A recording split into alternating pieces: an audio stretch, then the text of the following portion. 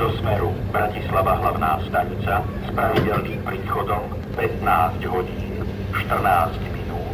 Smer Poprad Tatry, Spišská Nová Ves, Margecany, Tisak a Košice s pravidelným odchodom 15 hodín 16 minút.